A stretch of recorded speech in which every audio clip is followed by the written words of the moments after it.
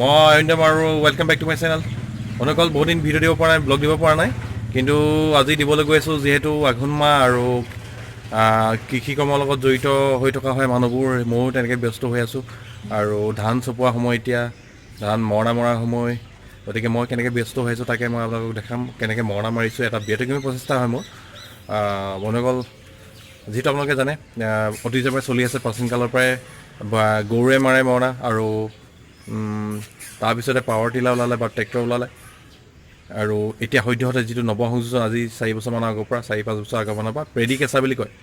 Paddy কেঁচাতে মৰণা মাৰি বহুত কমটি সময় লাগে। আৰু মই যিটো কৰিছোঁ সেইটো হয়তো কোনোবাই কৰিব পাৰে, কিন্তু সেইটো মই উলিয়াইছোঁ, নিজেই শিকিছোঁ, নিজে উদ্ভাৱন কৰিছোঁ বুলি ক'ব পাৰি। বহুতো কমটি সময় লাগে আৰু কষ্টটো কমটি হয়।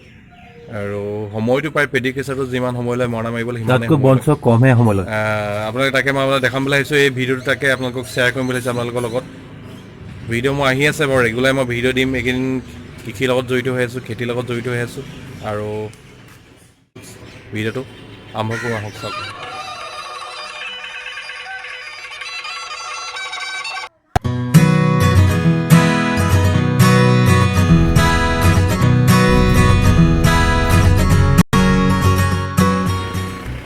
মই মৰণা মৰা ষ্টাইলটো একেবাৰে সহজ। যিহেতু পিক আপ গাড়ীখন ঘৰতে আছে, তাকে ইউটিলাইজ কৰিছোঁ, গাড়ীখনৰ সহায় লৈছোঁ। আৰু কৰিব পাৰে আপোনালোকেও, যদি ঘৰতে খেতি আছে, গাড়ী আছে।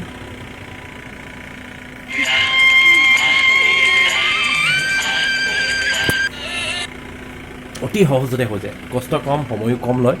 এটা ডাঙৰ মৰণা 55-55টাৰ পৰা 60টা ডাঙৰিযুক্ত মৰণা আধা ঘণ্টাৰ ভিতৰতে হৈ যায়। সাধাৰণতে পৰম্পৰাগতভাৱে মৰণাবোৰ সময় লাগে যথেষ্ট। গৰুৱে মৰণা মাৰিলে এবেলাই গুচি যায়, আৰু পাৱাৰ টিলাৰ বা ট্ৰেক্টৰে মাৰিলেও 2 বা 3 ঘণ্টা লাগে। আনকি নৱসংযোজন পেডি কেঁচাৰ ব্যৱহাৰ কৰিলেও এই পদ্ধতিতকৈ অলপ বেছি সময় লয়। আপোনালোকে পৰম্পৰাগতভাৱে যি ঘূণীয়াকৈ ধানবোৰ মেলি দিয়ে, ইয়াত সেইদৰে নিদি দীঘলীয়াকৈ গাড়ী আগপিছ কৰা লাইনটোত পাই দিলেই হৈ গ'ল।